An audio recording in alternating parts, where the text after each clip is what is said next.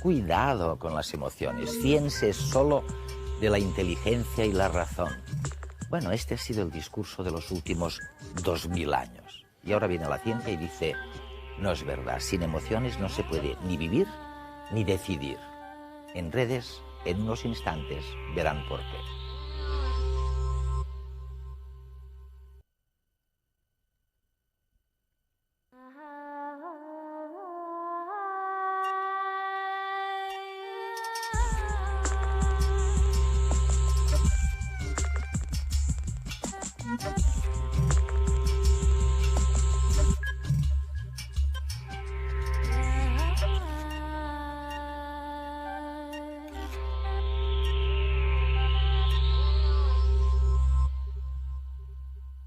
Había que prohibirlas, ni hablar de ellas. Lo importante era la lógica y la razón. Las imágenes de la felicidad, de las emociones, lo distorsionaban todo. Y ahora resulta que la ciencia nos dice exactamente lo contrario. Sin emociones no se puede sobrevivir. Las emociones están al comienzo y al final de cada proyecto. Es muy malo dejarse controlar por las emociones, pero es peor no tener emociones. ¿Es posible enfrentarse con tranquilidad a una bestia que está a punto de atacarnos? A menos que uno sea domador profesional, sentir miedo es inevitable y necesario. A lo largo de muchos siglos hemos creído que las emociones eran obstáculos. Filósofos clásicos e investigadores académicos popularizaron la idea de que las emociones son inútiles o que entorpecen nuestra vida y nos impiden ser racionales. Hoy sabemos que este punto de vista es erróneo. Somos seres emocionales, incluso mucho antes de que el Homo fuese sapiens. Las emociones existen hace millones de años simplemente porque han resultado útiles para la supervivencia. Vivir sin ellas es una sentencia de muerte y la ciencia lo comprende cada vez mejor. Experimentamos emociones cuando sentimos que algo importante nos está sucediendo o puede suceder. Gracias a la reacción emocional, nuestro cuerpo y nuestra mente se preparan automática e involuntariamente para responder a esta situación de la mejor manera posible. El miedo, por ejemplo, tonifica nuestros músculos para correr con más fuerza y enfoca nuestra mente solo hacia la fuente del peligro o hacia las posibles vías de escape, excluyendo todo lo demás. La alegría ante un hecho positivo nos condiciona a intentar repetir esa situación favorable en el futuro. Y la repugnancia nos impide comer alimentos en putrefacción por más que estemos famélicos, evitando así una infección. Las emociones afectan nuestra manera de ver y pensar el mundo. ¿Pero lo hacen negativamente? Está demostrado que las emociones influyen en la atención, en la memoria y en el razonamiento lógico. Veamos cómo. Suele decirse que las emociones nos distraen. Sin embargo, su efecto es justo el contrario. Las emociones nos apartan de un pensamiento determinado solo para hacernos prestar atención a otro que emerge como más importante.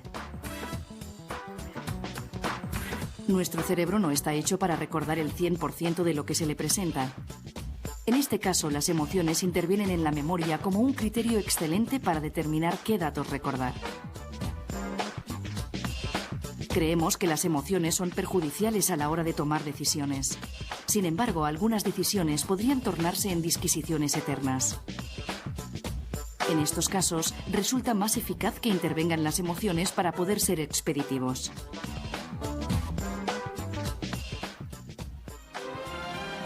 Un ser como el Capitán Spock de la serie Star Trek, muy inteligente pero carente de emociones, solo puede existir en la ficción. De hecho, la selección natural lo habría eliminado mucho antes de llegar a las naves espaciales.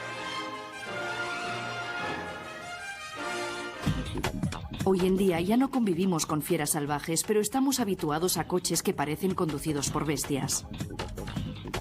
Necesitamos emociones no solo para sobrevivir al tránsito de la ciudad, sino también para tomar ciertas decisiones de manera eficaz, para comunicarnos y comprender a otras personas, y en definitiva, para asegurar la transmisión de nuestros genes.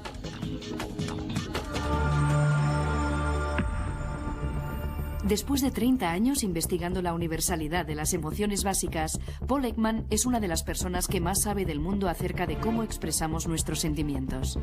En redes viajamos hasta San Francisco en busca de sus hallazgos, que hoy en día se emplean en campos como la detección de mentiras o las películas de animación.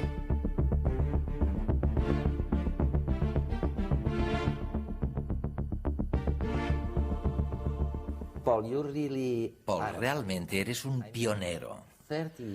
Hace 30 años a nadie le importaban las emociones y todavía menos las expresiones faciales de las emociones. Seguramente nadie se había ocupado desde Darwin y William James. Y tú llevas trabajando en esto 30 años. En realidad, 40 años. 40 años. El primer artículo que escribí fue en 1957.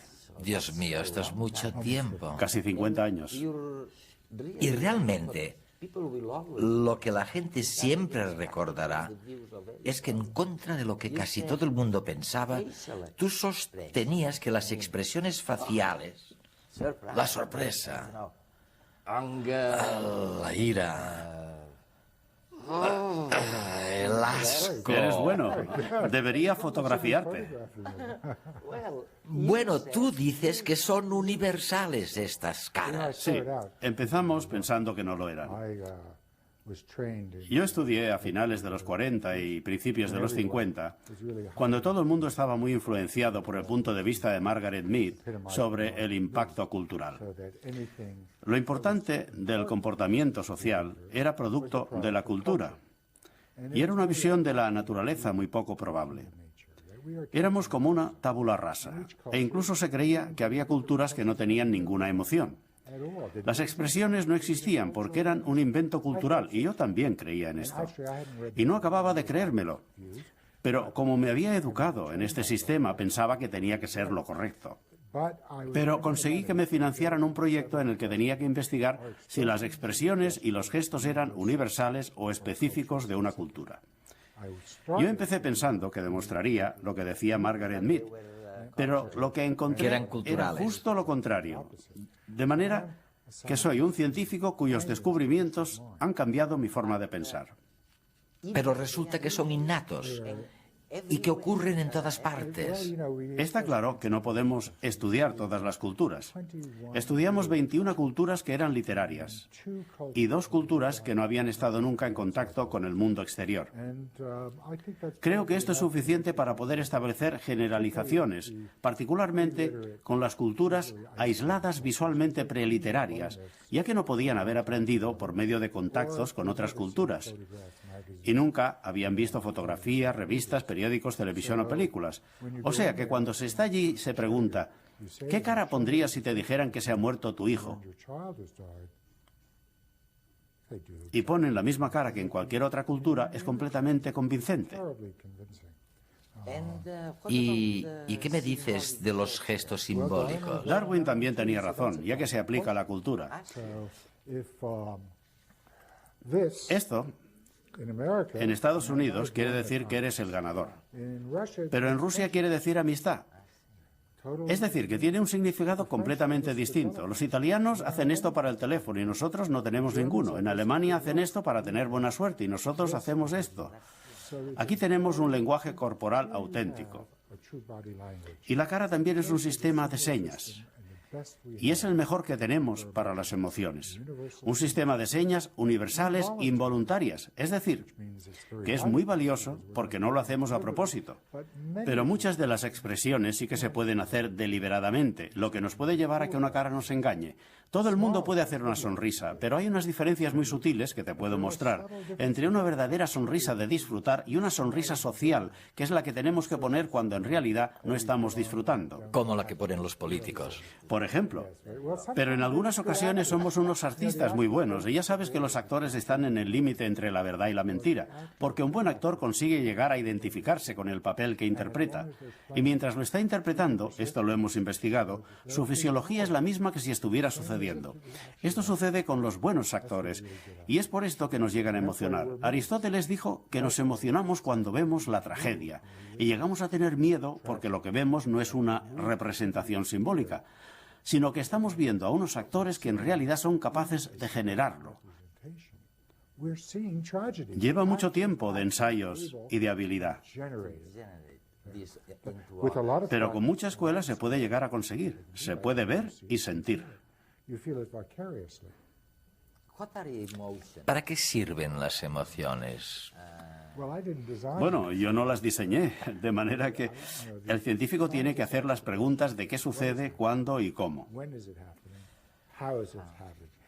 Y no hay mucha gente que haga la pregunta de por qué sucede, porque es muy difícil obtener una respuesta científica. Te puedo ofrecer mi teoría, pero solo es la mía. Y las pruebas funcionan con la teoría en este momento. Pero no es más que una teoría, no es un hecho. La universalidad es un hecho. Pero, ¿por qué es el sistema de señales universal más importante que tenemos para informar a otros miembros de otras especies de lo que nos sucede? Me imagino que durante el curso de la evolución era útil para las personas, porque podía informar a los que me rodeaban de cuando estaba enfadado para que se alejaran, y también por mi cara de miedo cuando había algún peligro, un predador. Cuando me lo paso bien, quería decir que quiero más. Y cuando lo estoy pasando mal, quiero que me ayuden. Incluso ahora que en el siglo XXI tenemos unas vidas más individuales y pensamos que quizá es mejor no saber cómo se siente todo el mundo. Durante toda la historia de la evolución ha sido justo lo contrario. Ha sido muy útil, ya que de otra manera no existiría. Pero es porque soy un darwinista y tengo que escribir la información que se espera de mí.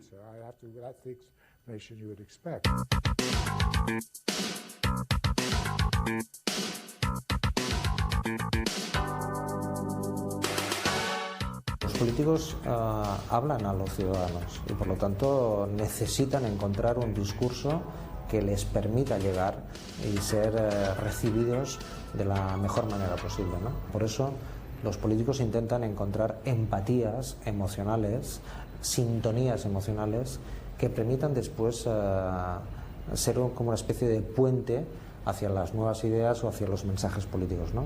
Sin este puente emocional es muy difícil hacer política hoy, ¿no? Y para ese puente emocional, el conjunto de recursos de imagen, gestos, movimientos, posturas, tono, timbre, son determinantes, ¿no? Porque las emociones se construyen así, ¿no? Con movimientos, con gestos, con tonos de voz.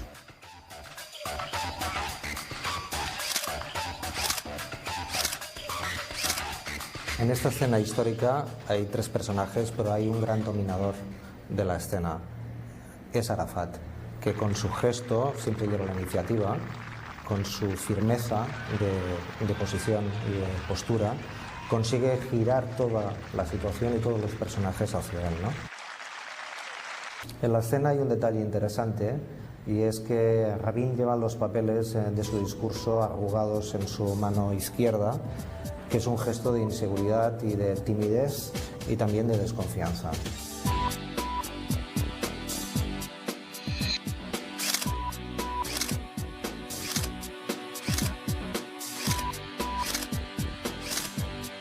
En esta escena, Franco se dispone a agradar a Hitler.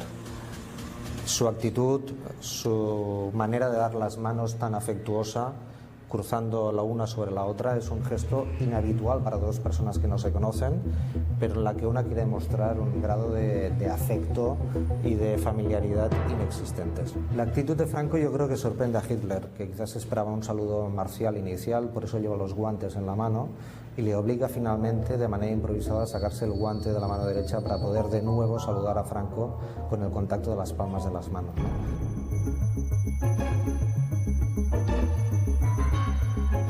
En su intención de agradar, Franco es consciente de la gestualidad militar hitleriana, ¿no?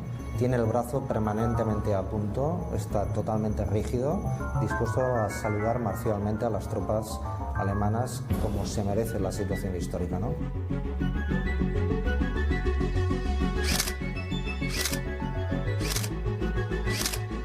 Hay un elemento en esta secuencia que es la distancia entre los cuerpos, es decir, la distancia que, por ejemplo, hay entre el presidente Barroso y Blair, y entre Blair y Bush, es mucho mayor que la que tienen, digamos, Bush y Aznar, ¿no? Las distancias, digamos, en la posición de una fotografía marca también los grados de proximidad y de sintonía. La secuencia también nos ofrece la sonrisa de Aznar, ¿no? No es tanto una sonrisa, sino una posición facial de máscara, de protección y de distancia respecto a cualquier situación que le permita protegerse, ¿no? Paul, si existe de veras una expresión facial ideal que exprese la agonía y la tristeza, ahí la tenemos, ¿eh? Sí, es muy intensa y probablemente no podría serlo más. Pero si pensamos en las circunstancias de esta pobre mujer, se acaba de enterar de que habían encontrado el cuerpo de su hijo, un adolescente. Durante meses se había dado por desaparecido, pero ella todavía tenía esperanza de encontrarlo vivo. Sin embargo, lo habían secuestrado, torturado y matado. Ella tiene, como la tendría cualquier madre, una angustia tremenda. Y por supuesto no hace falta entrar en los pequeños detalles. Cualquiera puede verlo, ya que todo está marcado en su cara. Las cejas que se levantan en ángulo. Este es el signo más fiable de la tristeza. También se puede ver cómo las mejillas se levantan y los labios están estirados y arqueados, como si estuviera gritando. Yo creo que en este momento estaba llorando y la barbilla también está elevada. Podemos ver también aquí una versión reducida de su cara, que debe ser un familiar o alguien que pasaba. Incluso esta imagen hace que nosotros también nos pongamos tristes, ya que el mensaje, la función de la angustia, es decir, que se necesita ayuda y que alguien nos conforte. En este momento está desesperada. Y después te enseñaré también el signo sutil que señala el comienzo de la angustia, o que se la está intentando esconder, pero aquí está completamente desarrollada y descontrolada.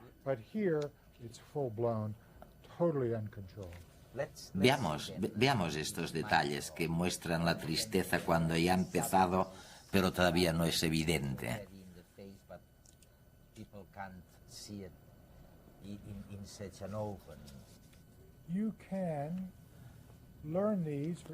Lo podemos ver para cada emoción. Y en esta prueba vamos a comprobar lo que podemos aprender.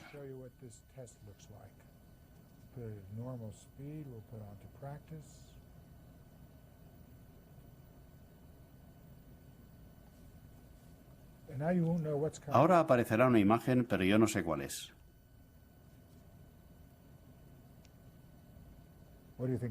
¿Qué crees que era? Tengo que verlo otra vez, ¿eh? No puedes, solo tienes una oportunidad. Sorpresa. Sí, tienes razón. Muy bien. ¿Quieres verlo otra vez?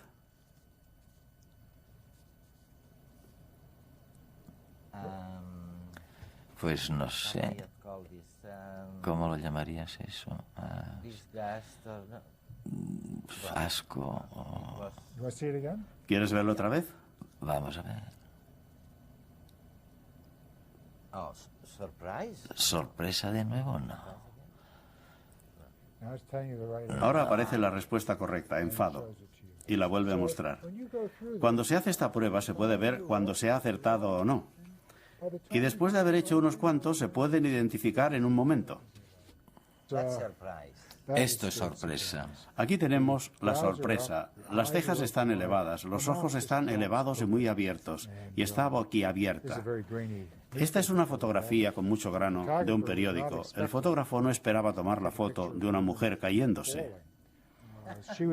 Estaba haciendo acrobacias en lo alto de un edificio y él la estaba enfocando cuando ella perdió el equilibrio y se cayó.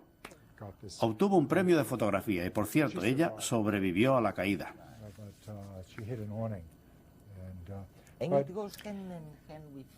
Y dices que eso está muy vinculado al miedo. La sorpresa es la emoción más corta, porque tenemos que estar sorprendidos hasta que sabemos de qué lo estamos. Siempre se trata de algo inesperado, y después se puede estar o aliviado, o divertido, o con miedo. Muy a menudo se siente miedo, porque a menudo las cosas inesperadas nos suponen una amenaza. Paul, ¿y cómo es que algunas personas disfrutan con el miedo e incluso del terror? Cualquier emoción se puede disfrutar, y hay gente que disfruta incluso con las emociones negativas. Por ejemplo, a mí no me gusta llorar, pero hay gente que quiere leer novelas que les hagan llorar, o quieren ir a ver películas que les hagan llorar. Hay otros a los que les gusta sentir miedo, como son con las películas de suspense, que cuando voy a verlas yo estoy sentado al borde de la silla y cuando miro las caras de los que me rodean, todos tienen caras de miedo. Pero por supuesto no es verdad. No se corre ningún riesgo y es como un ejercicio emocional. Hay otros a los que les gusta sentirse enfadados y ven películas como Rocky o películas de boxeo. Hay muchos niños que les gusta sentir asco. Hay toda una industria que fabrica juguetes asquerosos con olores desagradables para niños. Y también hay adultos a los que les gusta sentir asco. También hay a quien le gusta sentir desprecio o sentirse superior. Hay gente a la que no le gustan las sorpresas y si les organizas una fiesta sorpresa te dicen no se te ocurra volverlo a hacer. No me gustan las sorpresas, me gusta saber qué es lo que va a pasar.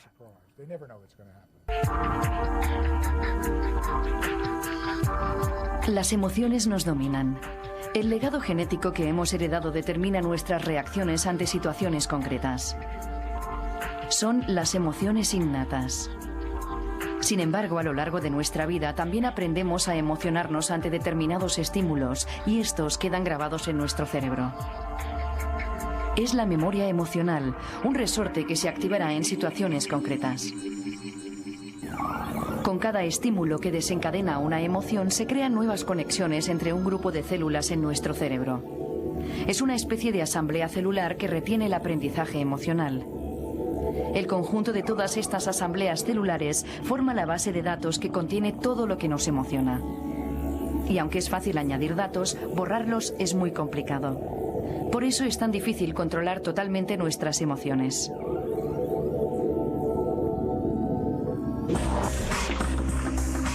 Este proceso se produce de manera inconsciente a un nivel cerebral muy primitivo. Incluso animales como la mosca de la fruta o los caracoles experimentan este tipo de aprendizaje emocional.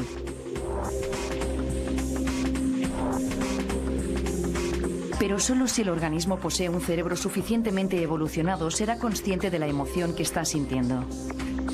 En otras palabras, en animales con un nivel de conciencia alto, como los humanos, las emociones y sentimientos son consecuencias conscientes de procesos inconscientes.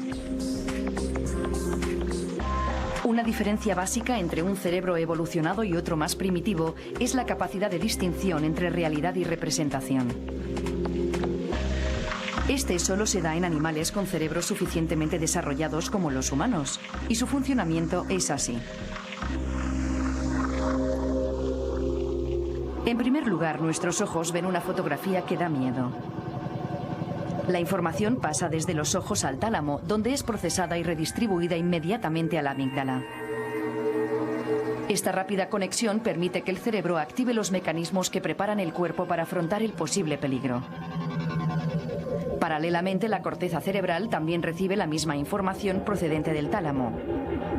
Esta conexión se produce más lentamente y la corteza tiene más tiempo para analizar el mensaje detenidamente. Así puede determinar que no existe el peligro, ya que tan solo se trata de una fotografía.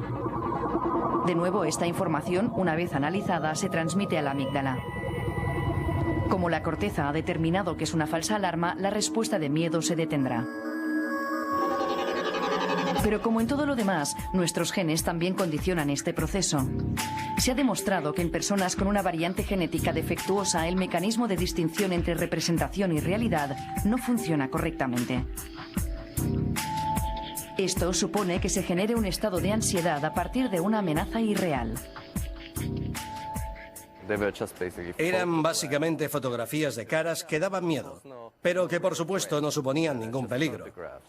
Lo que sucede es que la amígdala se activa al ver las fotografías y se pone en contacto con el cíngulo, que es una zona más moderna del cerebro que la amígdala. El cíngulo de la persona sin la variante genética dice, esto es simplemente una fotografía, e inhibe la respuesta de miedo, puesto que no existe ningún peligro real. Y no se padece ansiedad. En la persona con la variante genética no se produce la inhibición. La amígdala está hiperactiva y da lugar a una respuesta de miedo. Pero todo este conocimiento acumulado durante 30 años, ¿qué utilidad tiene? ¿Para qué sirve? ¿Puede ayudar a alguien saber todo esto? ¿Se puede evitar, por ejemplo, que la gente sea violenta simplemente porque hayan aprendido a ser conscientes de cuándo está brotando la ira? Hay 4 capacidades. Y en este último libro, no sé si escribiré otro, pero en el más reciente, Emotions Revealed, he puesto todo lo que he aprendido sobre las emociones durante estos 40 años y que puede ser útil durante la vida. Si había cosas que eran interesantes, pero solo para mí, y no tenían ninguna aplicación práctica, las he dejado fuera del libro. La capacidad número 1 es la más difícil de aprender, y es el ser capaz de elegir el ser o no ser emotivo. Incluso el Dalai Lama, con quien he hablado, dice que no se puede elegir de dónde nace el impulso de la emoción. Esto es automático. No puedes. Pero lo que se puede desarrollar es la capacidad de darse cuenta de que nace el impulso antes de que se actúa. Es decir, que hay un espacio entre el impulso y la acción. En casi todos nosotros este espacio es muy pequeño, pero se puede ir ampliando para adquirir esta capacidad, aunque sea en ocasiones para decir, no quiero responderte con enfado a tu enfado, o voy a hacer esto y no me va a superar la sensación de miedo.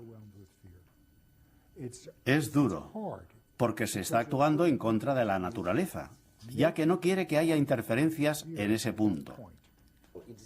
En la vida cotidiana todo eso es muy difícil de aprender, ¿no? Pero si se quiere, se puede. El primero es el más difícil, y la capacidad segunda es cuando se está emotivo, pero se puede elegir cómo es el comportamiento cuando se está emotivo.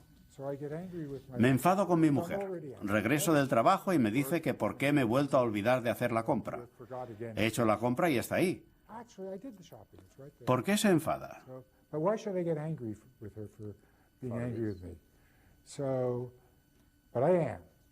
¿Cómo voy a comportarme para expresar mi enfado de forma que maximice la utilidad del enfado para ella y para mí? ¿Se puede elegir esto? El impulso natural, desgraciadamente, cuando se está enfadado, es herir a la persona con la que se está enfadada. Y eso hace que se destruya todo y que las cosas vayan a peor. Lo que hay que intentar hacer es dirigir el enfado hacia la acción que ha herido, no hacia la persona como actor. El tercero es una bomba. Los 2 primeros son duros y hay que trabajarlos de forma continuada, pero mejoran la vida. El tercero es aprender a ser más sensibles a las emociones de otros. Si tengo una emoción que es completamente visible en mi cara o en mi voz, no hace falta aprender a reconocerla. Pero a menudo las emociones se esconden o son tan sutiles que no se ven. Y yo tengo la herramienta, que ya hemos visto, que enseña a todo el mundo a reconocer esto y a saber automáticamente cómo se siente la otra persona, incluso si ellos no saben cómo se sienten. Es increíble. Una información que se puede ver en la micro. Eso es, en la microexpresión facial. Y luego está la última capacidad, a la que en la época en que escribí el libro no le di mucha importancia. El libro se publicó en 2003, y esto quiere decir que yo lo entregué a la editorial en 2001, que es cuando sucedió el 11 de septiembre. Y en la actualidad trabajo casi por completo y aplico mi trabajo a la seguridad nacional, para intentar disminuir el número de errores que se cometen cuando se hacen los interrogatorios y las investigaciones, y para aumentar la exactitud. ¿Habías pensado alguna vez durante estos 30 años, cuando empezaste a estudiar las expresiones faciales de una tribu en el Pacífico, que acabarías siendo un valor activo para la seguridad nacional? No, nunca lo pensé. Y las aplicaciones de este trabajo son impresionantes. He sido consultor de las 3 empresas más importantes de animación en este país: Disney, Pixar e Industrial Light and Magic. He formado actores y he rechazado la petición de algunos políticos para hacerlos más creíbles. Y mi trabajo se ha utilizado en un contexto médico para evaluar a pacientes que están en riesgo de sufrir enfermedades coronarias. Esto quiere decir que la cara, las emociones, se aplican en todas partes y en todo lo que importa. Y lo que he hecho es abrir y revelar cómo funciona.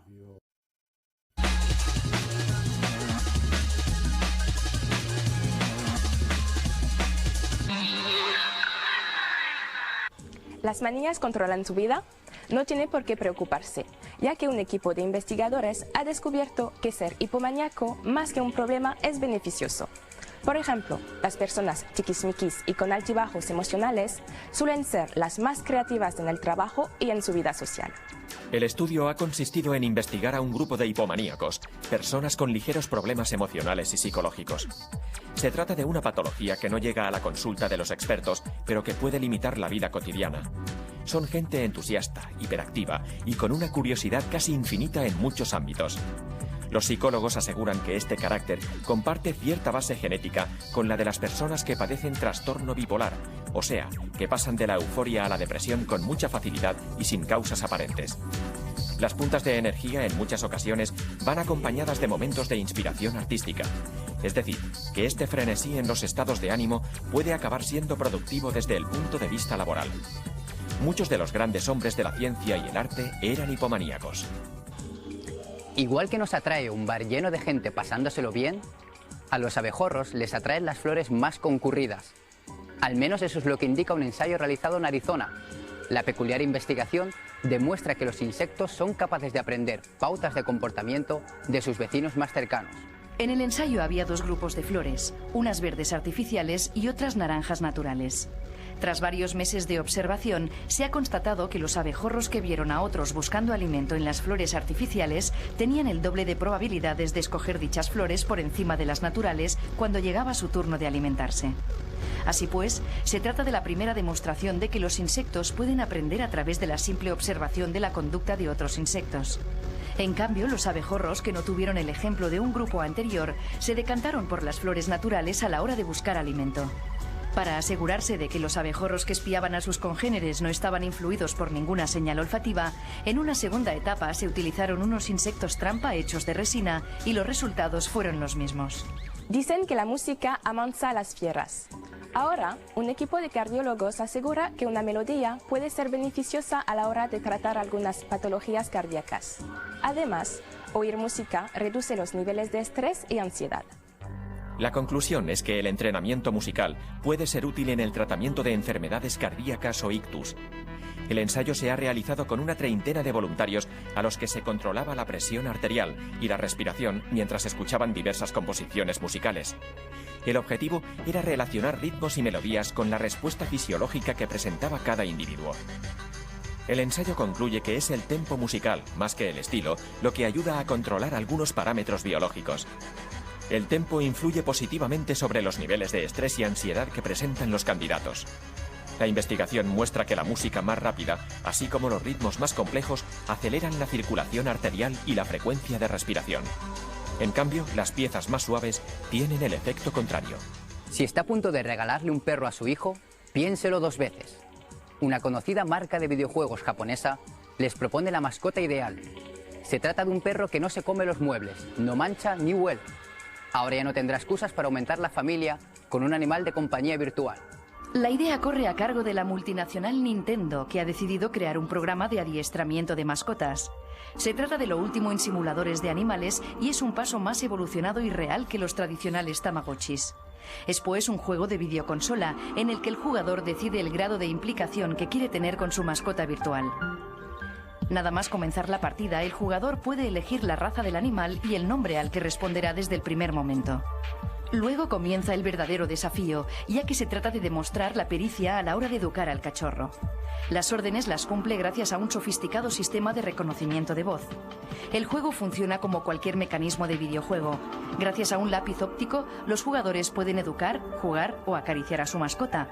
Eso sí, si decides sacar al perro de paseo y el can no te hace caso, el juego te penaliza y deberás volver a empezar de cero, hasta que su educación sea exquisita.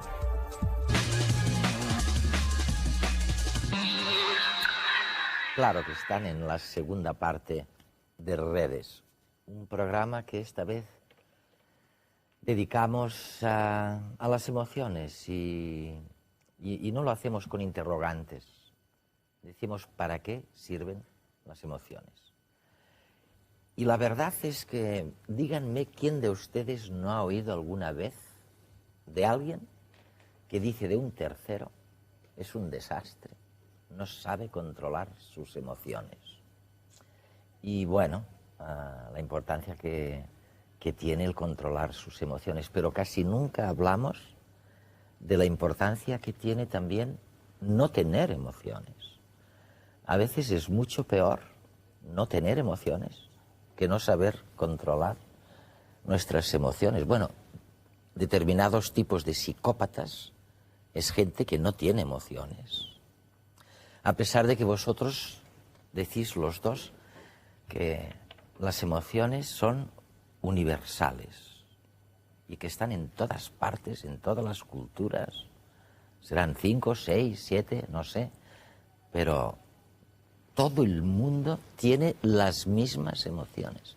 Nace con un grupo de emociones que son congénitas. ¿Sí o no? Jaime. Bueno, lo uno no está reñido con lo otro, lo que se decía al principio. Efectivamente, todos nacemos con una serie de capacidades y entre esas capacidades está una extraordinaria capacidad expresiva que el niño desde el primer momento de la vida nos demuestra. Los músculos que, por ejemplo, nos permiten realizar expresiones faciales universalmente reconocibles como prototipos de emociones distintas, se encuentran ya perfectamente desarrollados, o sea, en sus puntos definitivos de inserción en torno a los 3 meses de edad embrionaria. Y los nervios que controlan estos músculos también aproximadamente a esa misma edad.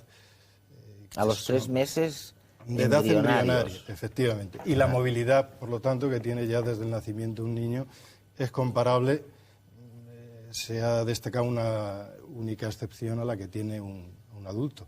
Pero no solo eso, es que cuando el niño se encuentra en situaciones determinadas, los diferentes músculos que podrían definir una variedad prácticamente indefinida de gestos se combinan dando lugar a prototipos de respuesta que en algunos casos veríamos lo semejante que es a la que tiene un adulto en una situación natural, no cuando somete a control voluntario una... O sea, José María, que parece que tienes razón cuando yo te he oído decir por ahí que las emociones son universales, como Ekman, ¿no? Que dice, oye, cualquier cultura, y tú has estudiado unas cuantas.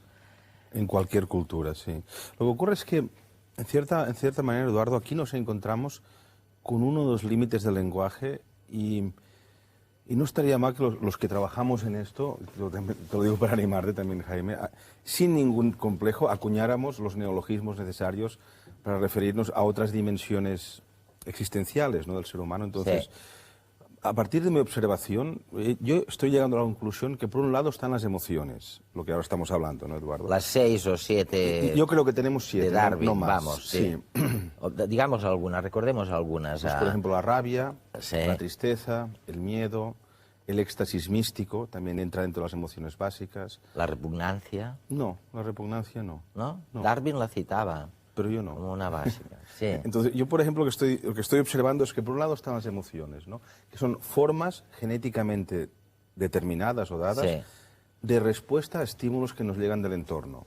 Entonces, en este sentido, las emociones son universales. Todo ser humano, y probablemente también los mamíferos superiores, en esto son casi iguales a nosotros, tienen estas formas de respuesta genéticamente dadas y cada emoción, por tanto, tiene un correlato fisiológico claro, además, donde hay que los biólogos fueron los primeros que ya hace más de 30 años empezaron a estudiar las emociones sin ninguna duda, digamos, concretando mucho. Sí. Por otro lado, claro, yo como antropólogo dije, pero ¿qué pasa, no? Porque en unos pueblos parece que las personas sienten cosas y lo expresan, que son casi intraducibles a otras lenguas. Hay una terminología de cosas que uno siente en catalán, en castellano, en alemán, en shuar, en chino, que son prácticamente intraducibles. Pero no las emociones, que las palabras que cada pueblo usa... Son parecidas. Son casi literales. Oye, dime una ¿no? cosa que los alemanes no tienen vocablo para ello, por ejemplo. Pues, por ejemplo, el orgasmo. O sea, y para mí es una de las 7 emociones fundamentales, el orgasmo. O sea, como experiencia emocional, ¿no? Darwin tampoco la mencionaba esta, ¿eh? No. Tú vas por libre.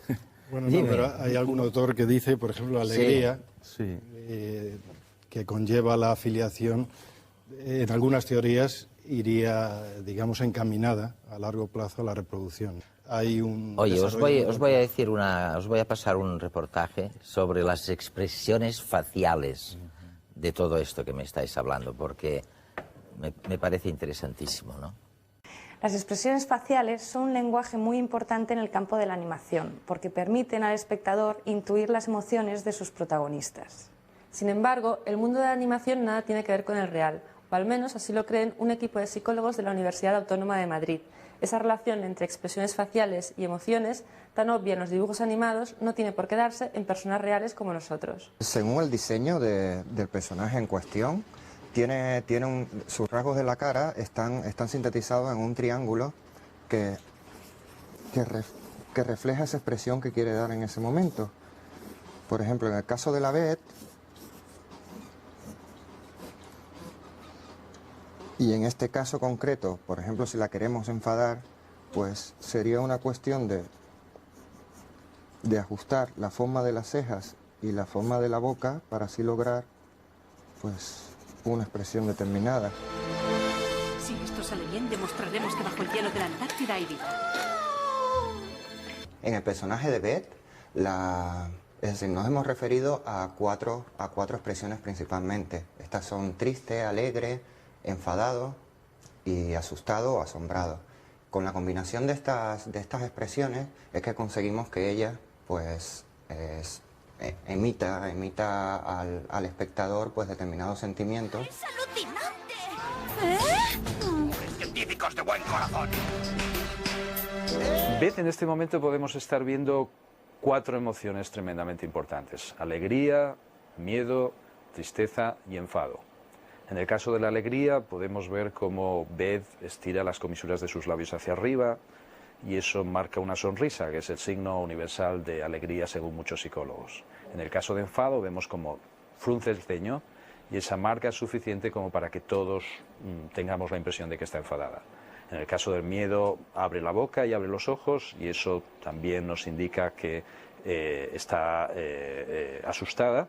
Y finalmente, en el caso de la tristeza, las comisuras de los labios hacia abajo y la posición de la cabeza son suficientes como para sugerir que está triste. Sin embargo, las cosas no son tan sencillas.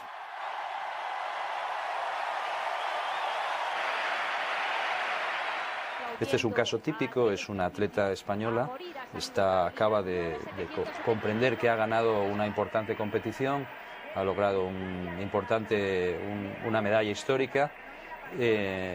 Su expresión es todavía ambigua, es una expresión que carece realmente de significado, hasta que en un momento determinado reconoce a alguien entre el público y es justo en ese momento cuando nos encontramos con la expresión de alegría que se considera prototípica y técnicamente correcta. Medalla de plata para Carolina Pascual. Su expresión no solamente está relacionada con la emoción que sin duda está sintiendo, sino con el reconocimiento social. Normalmente cuando un lego habla sobre los toreros o piensa sobre los toreros se imagina que está sintiendo miedo. Pero sin embargo, en el mismo momento en el que están toreando, están en una situación de lo que técnicamente hablando hoy día en psicología se llama flujo. Flujo es una forma de felicidad. Su expresión en ese momento es la que podemos ver en la pantalla. Es una expresión en la que la boca hace una especie de trompeta y que se caracteriza por algo que realmente no hemos encontrado en ningún otro contexto, salvo en casos muy exóticos como por ejemplo la danza haka entre los maorís o los niños en determinadas situaciones muy precisas.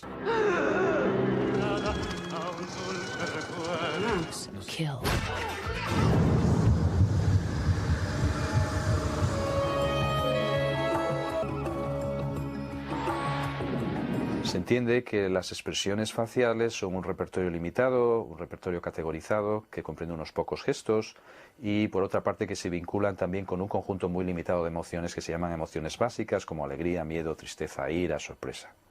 Nuestro punto de vista es distinto, coincide con ese punto de vista en que indudablemente las expresiones cumplen una función evolutiva, pero el vínculo entre expresión y emoción, incluso desde una perspectiva evolutiva, es probablemente mucho más complejo de lo que dice la teoría más popular de psicología.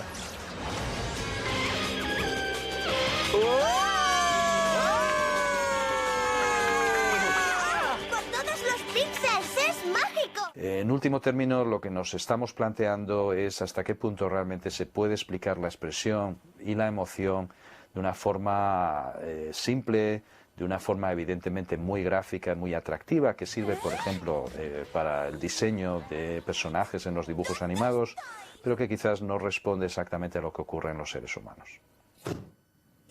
Genial. Oye, José María y Jaime, la gente dice la cara es el reflejo del alma. ¿Eso dicen? ¿O la mirada es el reflejo del alma? Pues toma la mirada, pero la expresión es un poco... ¿Es o no es? No sé, es que en mi opinión no es que la cara, como dices Eduardo, sea el reflejo del alma, sino que forma parte del alma. Y si uno está tenso y deprimido, pero consigue respirar profundo y sonreír un poco, generalmente se le pasa bastante el tono emocional negativo, conflictivo que estaba viviendo, ¿no? Entonces, es que no somos una cosa cartesiana, ¿no? O sea, somos una unidad. Entonces, a base, si uno está muy tenso siempre o muy enfadado, pues claro, se le acaban creando unas comisuras en los labios y un fruncido aquí en las cejas, que no es que represente, es que forma parte de su ser. Y al revés, ¿no? Y al revés. Algo que, por ejemplo, se enseña mucho en el Próximo Oriente cuando los niños se enfadan, es a que sonrían, Cuando se enfadan. Sí, o sea, que ganen ellos la batalla contra el enfado sonriendo. De las emociones o nadie hablaba o todo el mundo hablaba mal. Oh, no, eso sea en Occidente. En Oriente, no, de acuerdo. En Oriente hay una larguísima tradición milenaria de educación emocional. Fuera. Y los científicos, la comunidad científica, no os habíais metido en eso, pero hasta hace nada. Hasta hace 20 años, sí. Y hasta menos, ¿no? Entonces yo digo, oye, ahora resulta, me estáis descubriendo que las emociones son importantísimas. O sea que yo llego a ver que no hay ningún proyecto que llegue a buen término, que no tenga una emoción al comienzo. Y ahora estamos viendo que a la hora de decidir, al final del proyecto, tampoco sabes decidir si no es emocionalmente. Y que cuando la gente, el vecino, nos dice, no, es que lo he mesurado muy bien, lo he estudiado fantástico, he puesto los argumentos a favor y los argumentos en contra, y al final he tomado una decisión lógica, racional, de lo que me doy cuenta es que es mentira, que es una patraña. O sea que esta decisión al final tiene una componente emocional también, y si no, no hay decisión. Claro, de hecho, las personas creamos redes emocionales, yo hago lo de redes por el programa, sobre las cuales nos movemos, ¿no? Y uno trabaja y hace pactos con quien le es fraternalmente cercano o hacia quien tiene una simpatía profunda, y entonces lo otro funciona más fácilmente.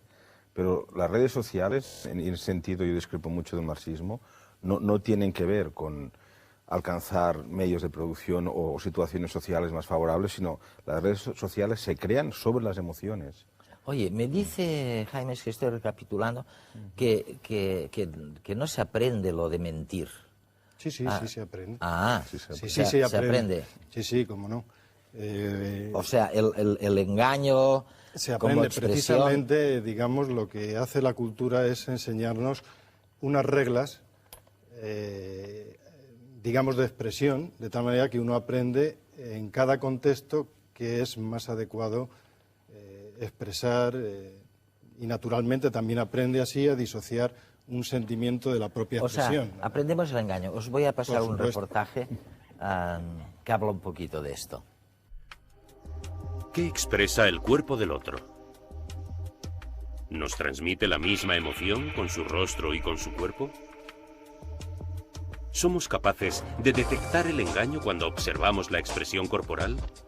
¿Qué sucede en nuestro cerebro cuando nos engañan? Hasta ahora las emociones han sido estudiadas a partir de la expresión facial y de forma estática. Llegados a este punto, me gustaría saber la importancia de la información dinámica y por eso utilizo vídeos. Hay entonces un desarrollo en el tiempo y creo que es algo importante que debemos investigar. Quizás el cuerpo expresa informaciones diferentes de las del rostro, o incluso informaciones que pueden falsear el juicio del observador. Porque si fuéramos constantemente coherentes con lo que expresamos, seríamos demasiado previsibles. Y mostraríamos, por tanto, una cierta fragilidad.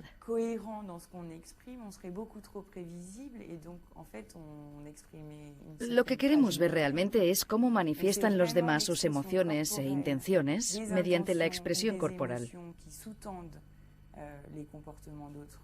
Para eso eliminamos en los vídeos la expresión facial, ocultando la cara de los actores.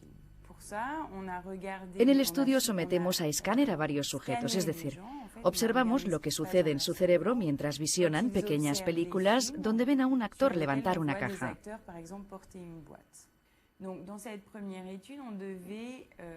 En este primer estudio tenemos que juzgar las expectativas del sujeto. Es como si yo le pidiera a usted no sé si este vaso está lleno o vacío. Puedo coger este vaso con naturalidad o puedo mostrar sorpresa y tener una cinética diferente de la normal porque estoy sorprendida. Los actores son a veces engañados en cuanto al peso de la caja que van a levantar y sus movimientos corporales muestran su sorpresa.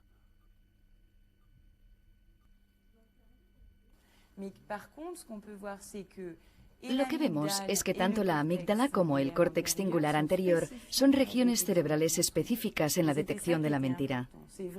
Y esto es lo realmente importante, detectar la mentira en el comportamiento no verbal del prójimo y no otro tipo de intención. Y a partir de estos resultados comenzamos a hacernos preguntas sobre la intención social frente al hecho de ser víctima del engaño. Para ello introducimos a los propios actores en el escáner mientras visionan los vídeos. Les pedimos que detecten si su comportamiento no verbal refleja el hecho de que el experimentador les mintió en el momento de la grabación. Es decir, si fueron víctimas de la mentira o si lo fue otro. Y lo que demostramos es que la amígdala está mucho más activa cuando el observador es el mismo, blanco del engaño. La amígdala estaría más implicada en esa detección de peligro implícito en la mentira que en el juicio de una intención social en general. Otra de las cosas que observamos es que somos poco hábiles a la hora de detectar la mentira en el otro. Es un hecho muy bien conocido en la literatura especializada y constatado concretamente por Ekman y por Frith al estudiar en profundidad la mentira en psicología social con jueces o policías. Cuando miras a la vida normal, te dicen 2 ven mejor que 1. Bueno, inventamos la institución del jurado porque se supone que 6 o 4 deciden mejor que 1.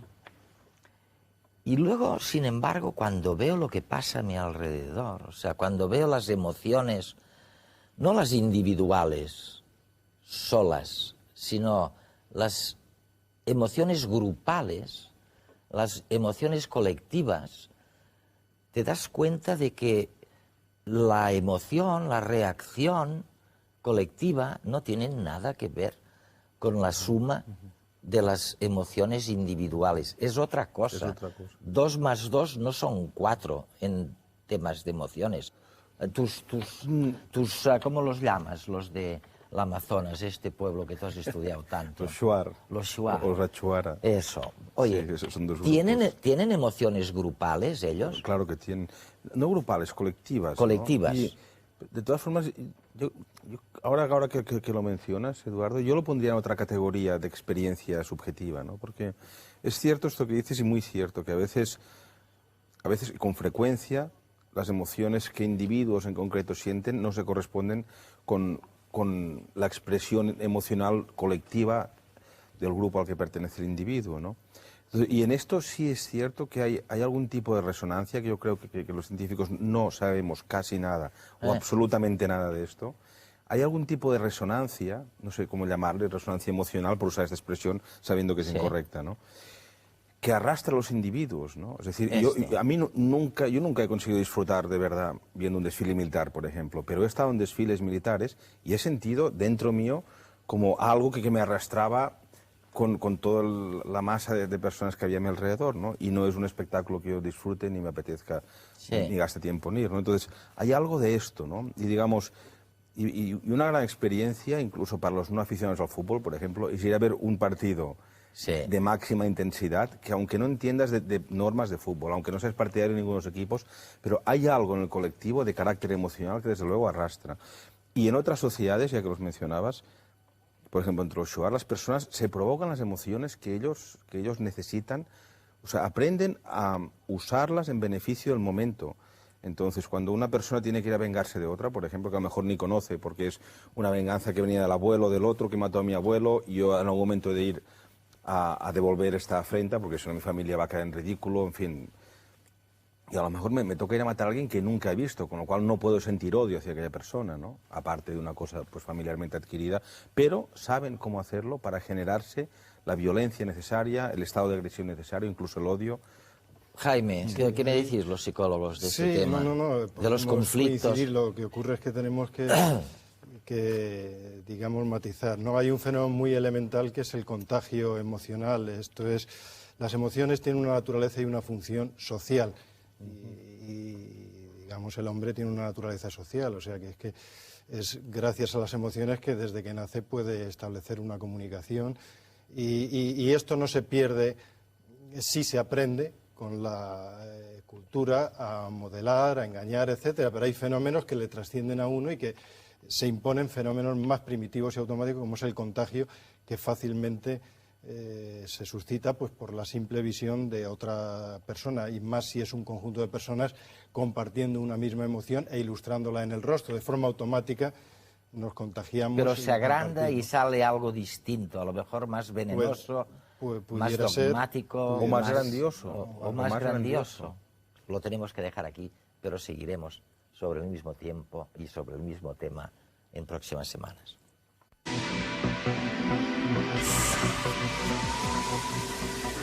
Esta temporada, el concurso La Cuestión de Redes os propone un viaje al futuro. ¿Te atreves a imaginar cómo será el mundo en el año 2105? Nanorobots que se replican, actualizaciones de nuestro software genético, cambio climático. ¿Cómo afectarán a nuestra vida cotidiana, a nuestra manera de relacionarnos? Puedes responder con un texto o con un formato audiovisual. Consulta las bases del concurso en nuestra página web. Atrévete a ser creativo sin olvidar el rigor. Nuestros horizontes se amplían exponencialmente.